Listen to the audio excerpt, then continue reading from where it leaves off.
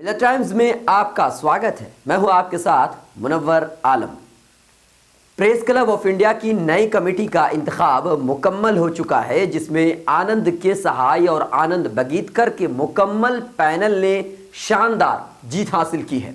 14 दिसंबर को press club of India की नई कमेटी का इंतखाब अमल में आया, जिसमें मेंबरान ने जौक दर जौक हिस्सा लिया और पूरी दिलचस्पी के साथ वोट किया।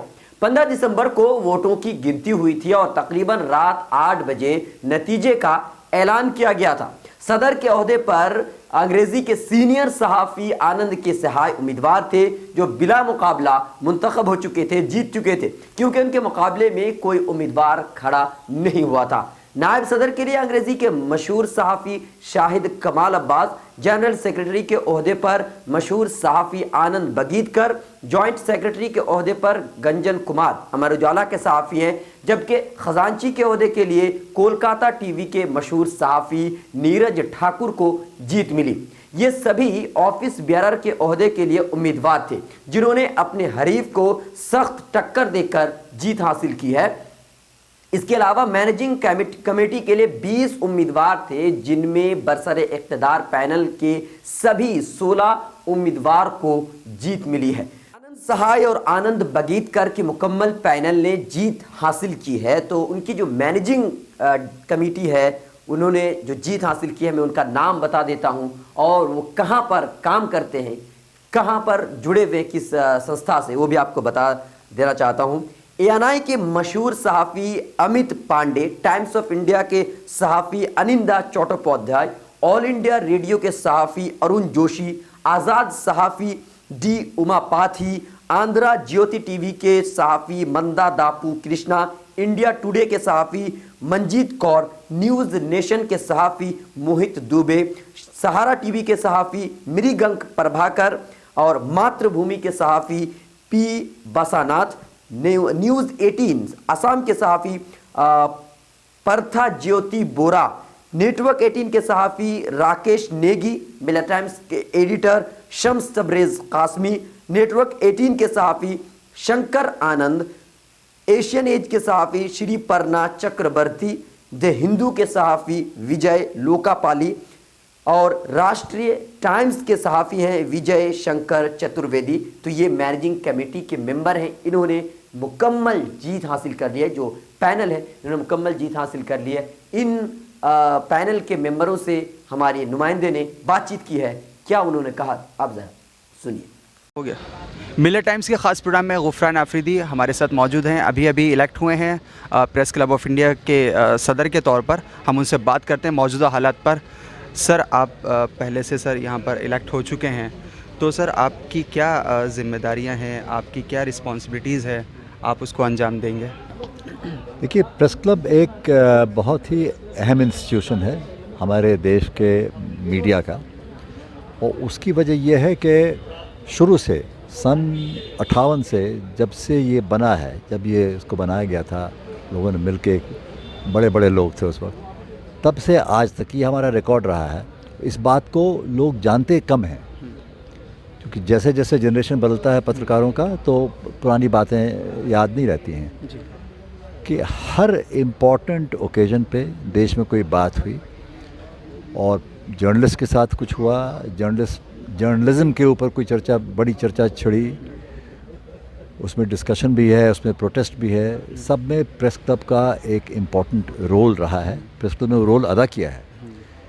ये एक सोशल क्लब ज़रूर है, तो यहाँ पर रेस्टोरेंट वगैरह हैं और फैसिलिटीज़ इस तरह की हैं ताकि हमारे जर्नलिस्ट आ सकें, उनके फैमिलीज़ आ सकें, ये सब होता है। लेकिन एज एन इंस्टीट्यूशन हम इसको क्यों जानते हैं? इसलिए नहीं जानते कि यहाँ पर एक रेस्टोरेंट और डाइनिंग हॉल है। हम जानते हैं जब भी किसी भी सरकार ने ये ज़रूरत की है मीडिया को गैग करने की, वो तो ऐसे ऐसे वक्त पे हम लोग सामने आए हैं और पूरे देश के पत्रकारों को लीडरशिप मिली है यहाँ से। तो ये उस तरह का इंस्टीट्यूशन है। सर, इलेक्ट होने के बाद सर आपकी क्या रिस्पॉन्सिबिलिटीज़ रहेंगी? सर, आप क्या नई तब्दीली लेकर आने वाले हैं? सर, हालांकि तरक्की हुई है इसकी यहाँ पर, तो आप नई तरक्की, आपकी सोच क्या है? क्या आप इसको किस तर्ज पर लेके जाना चाहते हैं? डेमोक्रेटिक तर्ज पर लेके जाना चाहते हैं। जो फैसिलिटीज़ वगैरह हैं as a club, dining hall है, किचन है, ऑप्टिक फाइबर का वाईफाई 100 Mbps वाला लग रहा है, वो लगने के कगार पर है वो, ताकि लोग जर्नलिस्ट जो हैं कहीं भी बैठ के आप किसी भी टेबल पर बैठ के आप अपनी कनेक्टिविटी ले सकते हैं, हाई स्पीड कनेक्टिविटी ले सकते हैं। ये सारी बातें तो होंगी, बहुत ज़रूरी है हमारे लिए। लाइब्रेरी एक है यहाँ छोटी सी, उसको इम्प्रूव करना, कुछ art, culture, intellectual life, professional life के लिए जो कुछ हो सकता है वो सब डिस्कशंस, ये हमारा पुराना ट्रेडिशन रहा है। तरह तरह के लोग आए हैं, आते रहे हैं। जब मैं पहले प्रेसिडेंट था, आज से 5 साल पहले, तो हर हफ्ते यहाँ पे होता था, डिस्कशन होते थे, न्यूज़ मेकर्स आते थे, तो वो एक लाइवली पीरियड रहा है वो, और हम चाहते हैं वो भी आगे बढ़ाएंगे। लेकिन एक इम्पॉर्टेंट सवाल हमारे सामने ये है कि एक नई बिल्डिंग हमारी, क्योंकि ये बिल्डिंग गवर्नमेंट अख्तियार करना चाह रही है, ये हेरिटेज बिल्डिंग हमारी है। इंडिया पाकिस्तान के बंटवारे की जो नक्शा बना था, रैडक्लिफ ने बनाया था, वो इसी जगह पे बनाया था। फिरोज़ गांधी की रिहाइश यहाँ थी। सेकेंड वर्ल्ड वॉर में अमेरिकन फोर्सेस यहाँ रही हैं, बैरक्स, उनके लिए बैरक्स था ये, तारीखी मकान। हाँ, तारीखी मकान है ये। तो सरकार इसको लेना चाहती है, तो इसके एवज़ में हमें ज़मीन देने की बात 5 बरस से चल रही है। हमने बहुत एड़ी चोटी एक करके पैसा, करोड़ रुपए इनको दिए हैं। अब उसको आगे बढ़ाने का काम होगा, वो हो जाता है तो फिर एक नए क्लब की बिल्डिंग बनेगी। ये सब बहुत मुश्किल काम है, बहुत ही मुश्किल काम है, उसमें लगना पड़ेगा। और हम चाहेंगे कि सरकार का और हमारा इस पर एक कोऑपरेटिव एटीट्यूड रहे। और उसके देखिए सर, मुश्किल ज़रूर है, लेकिन जो है नामुमकिन नहीं है ना, किया जा सकता है उसको मेहनत के साथ। आप हम सब इकट्ठे हैं तो नामुमकिन कुछ भी नहीं है। बिल्कुल, प्रेस क्लब है तो मुमकिन है। बिल्कुल, हाँ। बिल्कुल। सर, मौजूदा हालात में सर, आप सर यहाँ पर कई सारे जर्नलिस्ट मौजूद हैं सर, इससे वाबस्ता हैं, मेंबर्स हैं, तो सर आप एज अ सीनियर जर्नलिस्ट हैं, तो सर आप ओवरऑल मौजूदा हालत में सर क्या पैगाम देना चाहते हैं, क्या मैसेज देना चाहते हैं सर आप सारे जर्नलिस्ट को? सर ख़ासकर मैं CAB को लेकर, NRC को लेकर बात करता हूँ, तो आप इसका सर मैसेज आपका क्या रहेगा, पैगाम क्या रहेगा? CAB हो, NRC हो, समाज के अंदर लोगों के की डिग्निटी का सवाल हो, एम्प्लॉयमेंट, खाने पीने, मतलब हाउसिंग, शेल्टर, एम्प्लॉयमेंट, ये सारी बातें, ये डेमोक्रेसी से जुड़ी हुई बातें हैं। एक हम सेकुलर समाज का सपना हमारे कॉन्स्टिट्यूशन में है, उसकी चर्चा है। तो अपने कॉन्स्टिट्यूशन के वैल्यूज़ हमारे जो हैं वो डेमोक्रेसी से, इक्वालिटी से, ह्यूमनिज़म से जुड़े हुए हैं। तो उसको मजबूत करना हर एक शहरी की ज़िम्मेवारी है, खाली प्रेस क्लब की नहीं है। तो प्रेस क्लब, जाहिर है कि प्रेस क्लब एक पॉलिटिकल पार्टी का नाम नहीं है। यहाँ पे हर तरह की सोच के लोग हैं जी। लेकिन एक कॉमन डिनोमिनेटर जो डेमोक्रेसी का होता है, और जो ह्यूमनिज़म का होता है, और जो इक्वालिटी का होता है, और जो सेकुलरिज्म का होता है, उसका दामन तो हम नहीं छोड़ेंगे, कभी नहीं छोड़ा है, ये भी नहीं छोड़ेंगे। मैं किसी एक ख़ास लॉ या बिल की बात नहीं कर रहा हूँ। वो एक हिस्सा है कि हमारा देश जो है वो किस डायरेक्शन में आगे बढ़ेगा। ठीक है जी। जो आदमी यहाँ पैदा हुआ है जी।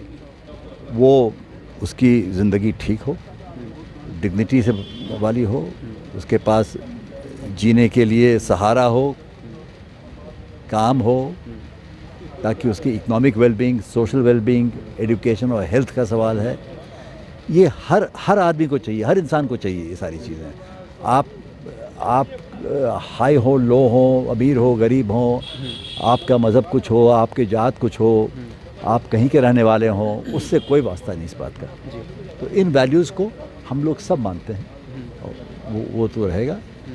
और जो हमारा प्रोफेशन है जर्नलिज्म का, ये क्या है, ये रोज़ के हमारे लाइफ में क्या हो रहा है हमारे देश में। अगर मीडिया काम ना करे तो किसी को कानूकार खबर नहीं मिलेगी।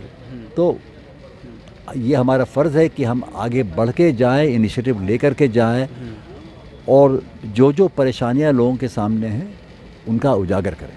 बातचीत करने के लिए मौजूद हैं सीनियर जर्नलिस्ट AU आसिफ साहब, जो प्रेस क्लब के बहुत ज़िम्मेदार रहे हैं यहाँ पर, और इस बार उन्होंने इलेक्शन नहीं लड़ा है, 2 बार ही यहाँ पर इलेक्शन लड़े जाते हैं। बहरकैफ हमारे साथ ख़ास बातचीत में AU आसिफ साहब हैं, हम उनसे बात करते हैं। सर, आज यहाँ पर इलेक्शन हुआ है, तो आप उसको किस तरह से देखते हैं सर? मैं समझता हूँ कि एक बार फिर सेकुलरिज़म की और साथ साथ लिबरल वैल्यूज़ की यहाँ जीत हुई है, और यह बहुत बड़ी जीत है, और इससे मुल्क में गंगा जमुनी तहज़ीब को आगे बढ़ने का मौका मिलेगा। और इस बार जो पैनल जीता है उस पैनल में सभी की नुमाइंदगी है, उसमें एक ख़ातून भी हैं, उसमें एक उर्दू मीडिया का एक नुमाइंदा भी है, और उसमें जो है मुख्तलिफ़ मीडिया जो है मुख्तलिफ़ ज़बानों के उनके भी नुमाइंदे मौजूद हैं। ऐसा लगता है गंगा जमुना तहज़ीब का ये बेहतरीन इदारा जो कि नुमाइंदा है, उसमें आपको ऐसी कामयाबी मिली है जिससे सभी का यकीन बढ़ता है सेकुलरिज़म में और लिबरल वैल्यूज़ में। सर, इलेक्टेड जो लोग हैं उनके लिए आपका क्या मैसेज रहेगा, क्योंकि आप एज अ सीनियर जर्नलिस्ट हैं, आपका क्या पैगाम है? ये पैनल इतना पॉपुलर था, इतना मशहूर था कि हमारे सदर साहब जो एशियन एज से वाबस्ता हैं और बहुत पुराने सहाफ़ी हैं, वो उनके मुकाबले में कोई खड़ा ही नहीं हो पाया, और वो अनअपोज इलेक्टेड हो गए। ये हमारे पैनल की सबसे बड़ी कामयाबी है। और जो हमारे पिछले बार जो सदर हुआ करते थे अनंत बगैतकर जी इसने इस बार सेक्रेटरी जनरल के ओहदे पर इलेक्शन फ़ाइट किया और वो जीत गए। और इसी तरह से दीगर लोग हैं, वाइस प्रेसिडेंट शाहिद अब्बास हैं, और मैं समझता हूँ कि जो पैनल आया है उस पैनल से बड़ी उम्मीदें हैं, और वो पैनल पहले के तमाम पैनलों ने पिछले 10-12 साल में जो इसको तरक्की के मंजिल तक पहुँचाया है, और ये और तरक्की करेगा, और ये हर लिहाज से तमाम सहाफ़ियों के बीच में कोऑर्डिनेशन, कोऑपरेशन और उनके अंदर रैपो और कांटेक्ट को बढ़ाएगा, और मुल्क में आइन के वैल्यूज़ को बढ़ाएगा, सेकुलरिज़म को बढ़ाएगा, और यहाँ जो है डाइवर्सिटी को बढ़ाएगा, और इससे हमारा मुल्क पहले की तरह फिर अपने अजीम इक़दार की तरफ वापस लौटेगा। सर, कोई ख़ास काम जो आप नहीं कर पाए हों, आप ये चाहते हो कि ये जो नया पैनल आया है वो काम ये करे, तो सर उसके लिए क्या आप कहना चाहेंगे? मैं समझता हूँ कि इस पैनल ने गुज़श्ता बार और इसके पहले बार भी आपको प्रेस फ्रीडम के लिए और प्रेस पर्सन्स को जो चैलेंजेस होते हैं उसके लिए इसने बहुत बड़ी लंबी लड़ाई लड़ी है। और मैं समझता हूँ कि ये सहाफ़ियों को जो दरपेश चैलेंजेस होते हैं, और चूँकि ये प्रेस क्लब एक कंपनी है, तो वो ये भी कोशिश करेगा कि जो सहाफ़ी मुख्तलिफ़ जर्नलिज़्म के स्कूल और कॉलेजों से फ़ारिग़ होकर यहाँ आते हैं, उन्हें एम्प्लॉयमेंट मिलने में बड़ी दिक्कत होती है, वो उनको भी सही रहनुमाई दे सकेगा। मैं समझता हूँ इसके तहत गाइडेंस ब्यूरो भी होना चाहिए ताकि वो उनको रहनुमाई सही तौर पर दे सके।